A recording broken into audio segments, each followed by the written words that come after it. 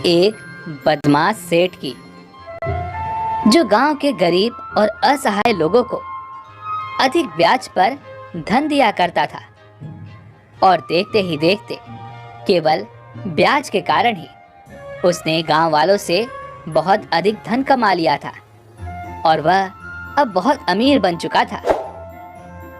और सिर्फ इतना ही नहीं, ब्याज न चुका पाने के कारण गांव के लोगों को अपना घर, अपनी जमीनें उस लालची सेठ के नाम करनी पड़ती थी।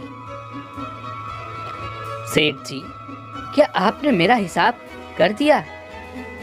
रुक जाओ जरा, पहले मैं ये सारे कागजात तो देख लूं। हाँ, तो 5 साल पहले तुमने मुझसे 10,000 रुपए कर लिया था और पैसे लेकर तुम भूल गए। उसके बाद से तुमने मुझे 1 रुपए तक नहीं दिए। तुमने मेरा पैसा अभी तक नहीं लौटाया है। मेरा पैसा कब लौटाओगे? पर सेठ जी, मैंने तो आपको 5,000 रुपए लौटा दिए थे। क्या कहा तूने? तूने मुझे 5,000 रुपए लौटा दिए थे? कहीं तेरा दिमाग तो नहीं खराब हो गया? तूने यदि पैसे दिए होते तो क्या मैं कागजात में नहीं लिखता? मेरा पूरा कारोबार मैं ही संभालता हूँ और मैं हमेशा मुंह की बातों पर नहीं बल्कि लिखा पढ़ी करता हूँ। बड़ा आया कि तूने मुझे पैसे लौटा दिए। याद रखना, तूने मुझसे 10,000 रुपए लिए थे और सूद मिलाकर वो पूरे 20,000 रुपए हो चुके हैं। तुझे समझ में आया कि नहीं? यदि तूने मेरे पैसे नहीं लौटाए तो तेरा घर बार सब मैं बेच दूंगा और अपने पूरे पैसे लेकर रहूंगा। ये जो कागजात हैं, इस पर तूने अंगूठा लगाया है और इन कागजातों में यही लिखा है। देखना चाहते हो तो आओ देख लो। अरे सेठ जी, मैं तो गांव का गवार हूँ, मुझे पढ़ना लिखना नहीं आता। हाँ तो ठीक है, जाकर पैसों का इंतजाम करो, वरना 1 हफ्ते बाद मैं तुम्हारा घर हड़प लूंगा और तुम सड़क पर आ जाओगे। जाओ, पैसों का बंदोबस्त करो। पर सेठ जी, मैंने आपको 5,000 रुपए दे दिए हैं। एक बार जरा सोच कर तो देखिए, हो सकता है कि आप लिखना भूल गए हो। तू कहना क्या चाहता है? मैं तुझसे झूठ बोल रहा हूँ? वैसे ही मैं बहुत परेशान हूँ। चल अब निकल यहाँ से और जाकर पैसों का बंदोबस्त कर। सेठ जी, अगर ऐसी बात है तो मुझे पुलिस के पास जाना पड़ेगा। हाँ, तुझे जहाँ जाना है जा। तुझे पुलिस के पास जाना है या वकील के पास, तू कहीं पर भी चले जा, लेकिन मेरा कोई कुछ नहीं बिगाड़ सकता क्योंकि मैं सारे काम लिखित में करता हूँ। वह गांव का किसान उदास होकर अपने घर लौट गया और 1 हफ्ते बाद वह लालची सेठ उस किसान के घर पहुंचा। चलो, अपना घर खाली करो। मुझे 1 घंटे में ये घर खाली चाहिए। सेठ जी, मुझे माफ कर दीजिए, मुझे थोड़ा सा और समय दीजिए। मैं बहुत जल्द आपका पूरा पैसा लौटा दूंगा। क्यों? उस दिन तो तू बड़ी बड़ी बातें कर रहा था। तू तो कह रहा था कि तू पुलिस के पास जाएगा। अब क्या हुआ? सेठ जी, मुझे माफ कर दीजिए, मुझ पर थोड़ा रहम कीजिए। सेठ जी, मुझे थोड़ा सा और वक्त दीजिए, मैं आपके सारे पैसे लौटा दूंगा। चल हट यहाँ से। मैंने क्या कोई धर्मशाला खोल के रखी है जो मैं तुम लोगों को पैसे देता रहूं और तुम लोग वो पैसे खाकर मस्त में अपना जीवन जीते रहो? और मैं क्या करूंगा? चाचा, आपने देखा कैसे ये लोगों को बेवकूफ बनाता है और उनसे उनका घर बार सब कुछ छीन लेता है।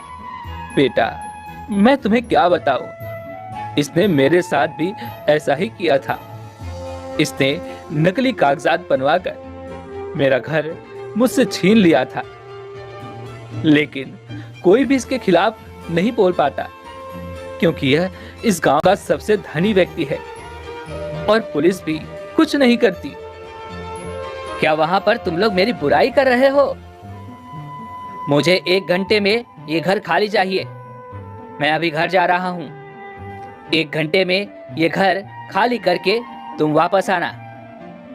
इतना कहकर वह लालची सेठ वापस घर की ओर चल पड़ता है। तभी रास्ते में उसे एक व्यक्ति मिलता है अरे सुनिए, क्या आप ये सोने का सिक्का लेना चाहेंगे? क्या कहा तुमने? सोने का सिक्का? कहीं तुम मजाक तो नहीं कर रहे? नहीं महोदय, ये बिल्कुल असली सोने का सिक्का है। कहीं तुम इसे चोरी करके तो नहीं ला रहे? अरे महोदय, यदि मैं चोरी करके ला रहा होता तो इस तरह दिन दहाड़े क्या आपको सोने के सिक्के बेचने के लिए आता? अच्छा ठीक है, तुम्हारे पास कितने सोने के सिक्के हैं? महोदय, मेरे पास ये पूरे 5 सोने के सिक्के हैं। तो तुम मुझे ये कितने में दोगे?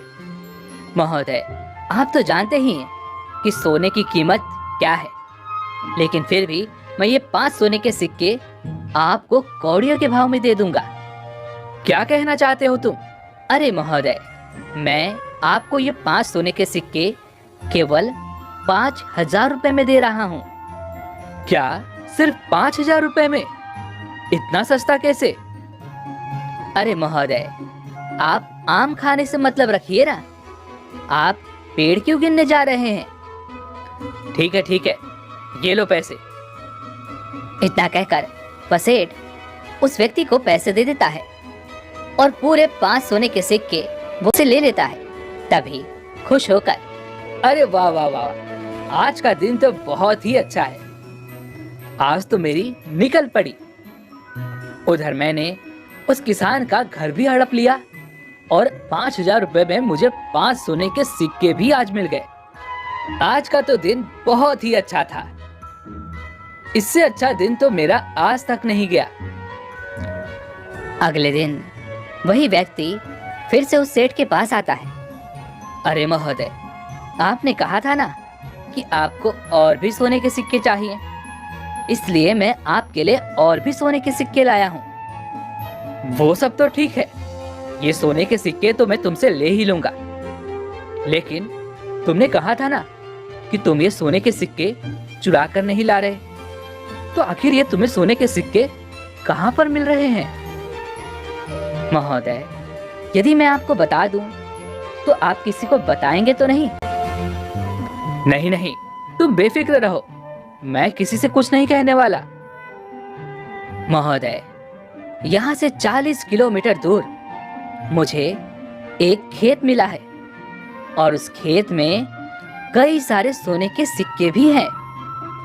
ये तो उस ऊपर वाले की दया है कि वह सोने के सिक्कों वाला खेत मुझे मिल गया, लेकिन मैं जानता हूँ कि आपको मेरी बातों पर विश्वास नहीं होगा। नहीं, मुझे तुम्हारी बातों पर बिल्कुल भरोसा है, लेकिन क्या तुम मुझे वह खेत दिखा सकते हो? मैं आपको पता बताता हूँ, कल आप ठीक उसी जगह पर आ जाना, लेकिन याद रखिएगा, आप किसी को कुछ मत कहिएगा। आप वहाँ पर अकेले आइएगा, क्योंकि पैसों का मामला है और पैसों के मामले में तो हर कोई आपका दुश्मन हो जाता है। हाँ ठीक है, मैं कल अकेले ही आऊंगा। अगले दिन वो लालची सेठ अकेले ही उस खेत पर जा पहुंचता है।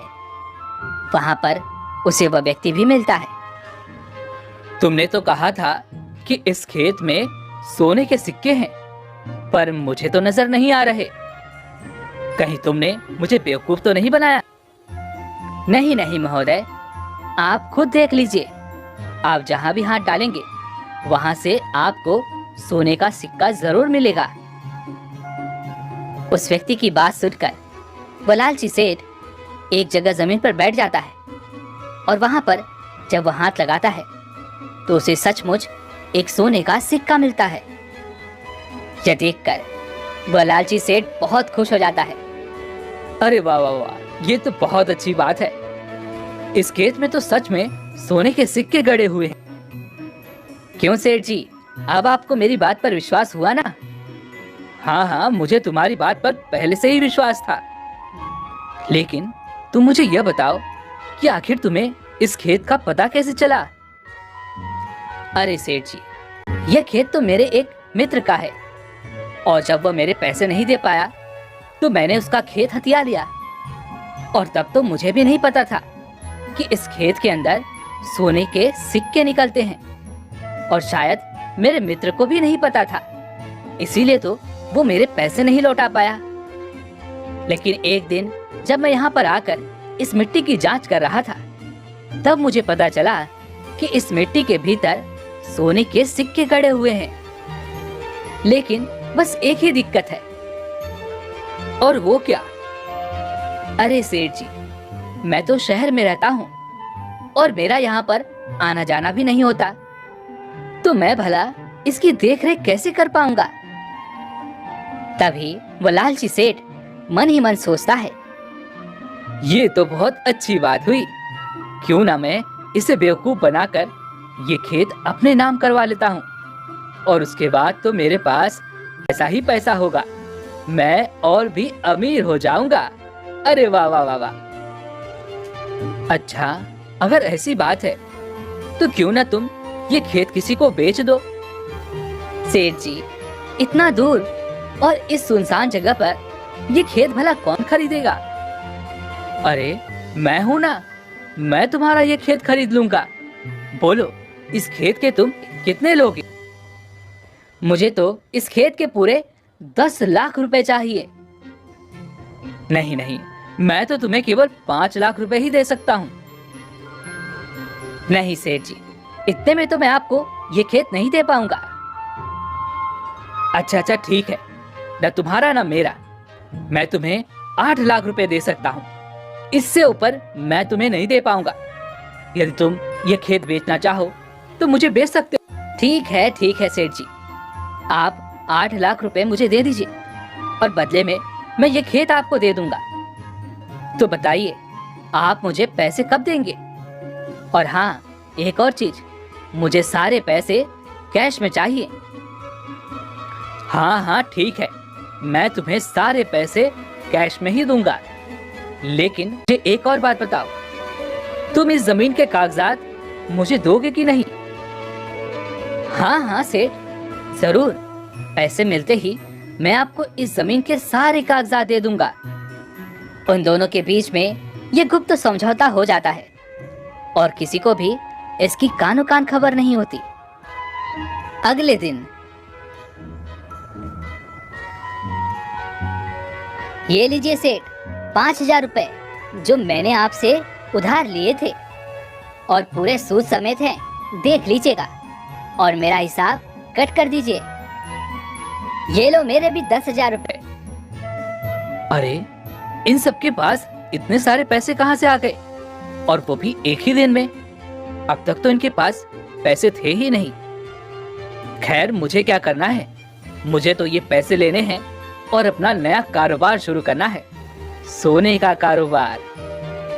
चलो चलो जल्दी करो, इस मिट्टी को खोदो और इसमें से जितने भी सोने के सिक्के निकलते हैं सब निकाल लो, क्योंकि मुझे तो अब नया कारोबार शुरू करना है, सोने का कारोबार। उस सेठ के सभी नौकर अपने सेठ की बात मानकर उस जमीन से सोने का सिक्का निकालने के लिए वह जमीन खोदने लगते हैं, लेकिन उन्हें एक भी सिक्का नहीं मिलता। अरे मालिक, यहाँ पर तो कोई भी सोने का सिक्का नहीं मिल रहा। अरे मुझे भी नहीं मिल रहा। अभी 2 दिनों पहले ही तो मैंने इस जमीन से खुद सोने का सिक्का निकाला था, फिर तुम लोगों को क्यों नहीं मिल रहा? सेठ जी, मैं सच कह रहा हूँ, इस जमीन में सोने का एक भी सिक्का नहीं मिल रहा। तुम सब नाकारा हो, हट जाओ यहाँ से, मैं खुद देख लूंगा। इतना कहकर वह सेठ खुद ही जमीन खोदने लगता है, लेकिन उसे कोई सोने का सिक्का नहीं मिलता। वह यहाँ वहाँ हर जगह पर देखता है, लेकिन कहीं पर भी उसे सोने का एक सिक्का तक नहीं मिलता। यह देखकर वह सेठ बहुत क्रोधित हो जाता है और कहता है, मेरे साथ धोखा हुआ है, उस व्यक्ति ने मेरे साथ धोखा किया है, मैं उसे नहीं छोड़ूंगा। वो नहीं जानता कि उसने किससे पंगा लिया है, मैं उसकी हड्डी पसली एक करवा दूंगा। तभी वहां पर वही व्यक्ति आ पहुंचता है। अच्छा, तो तुम आ गए, अब मैं तुम्हें बताता हूँ कि मैं कौन हूँ। तुमने मेरे साथ धोखा किया है, तुमने मेरे 8 लाख रुपए लिए और मुझे बेवकूफ बनाया। मुझसे ये कहा कि इस जमीन में सोने के सिक्के हैं, लेकिन यहाँ पर एक भी सोने का सिक्का नहीं है। लेकिन तुम मुझसे चालाक नहीं हो, मेरे पास तुम्हारे इस जमीन के कागजात हैं, जिस पर तुम्हारे हस्ताक्षर भी हैं। उसे लेकर मैं पुलिस के पास जाऊंगा, फिर तुम्हें पता चलेगा कि मैं कौन हूँ। उस सेठ की यह बात सुनकर वह व्यक्ति जोर जोर से हंसने लगता है। क्या कहा तुमने? तुम पुलिस के पास जाओगे? तुम इतना हंस क्यों रहे हो? अरे सेठ, तुम लोगों को बेवकूफ बनाते थे, मैंने तुम्हें बेवकूफ बनाया है। ना तो वो कागजात इस जमीन के हैं और ना ही वो हस्ताक्षर मेरे हैं। वो तो मैंने जाली हस्ताक्षर किए थे ताकि मैं तुम्हें सबक सिखा सकूं। सबक? कैसा सबक? मैं उसी किसान का मित्र हूँ जिसे तुमने कुछ दिनों पहले घर से बाहर निकाल दिया था और उसका घर हथिया लिया था। उसने मुझे सारी बातें बता दी थी और उसी दिन मैंने ठान लिया था कि मैं तुम्हें सबक सिखाकर ही रहूंगा। मैं जानता था कि तुम बहुत चालाक हो और सब कुछ लिखित में करते हो, इसलिए मैंने तुम्हारे साथ यह खेल खेला। और जो भी पैसे मैंने तुमसे लिए थे, वो सारे पैसे मैंने उन गरीब गांव वालों में ही बांट दिए जिन्होंने तुमसे कर्ज लिए थे, और उन्होंने तुम्हारा कर्ज वापस करके तुमसे अपनी जमीन भी छुड़ा ली। तभी मैं सोचूं कि उन भूखे नंगों के पास एक साथ में इतने सारे पैसे कहां से आ गए। उन सभी ने मेरे ही पैसे मुझे ही लौटाकर अपनी जमीनें भी छुड़वा ली। और मैं तो इस सोच में था कि मैं यहाँ से सोने का कारोबार करूंगा, लेकिन मैं तो लुट गया, मैं तो बर्बाद हो गया। दोस्तों, इस कहानी से हमें यह सीखने को मिलता है, यदि आप किसी के साथ धोखा करेंगे तो आपको भी धोखा ही मिलेगा।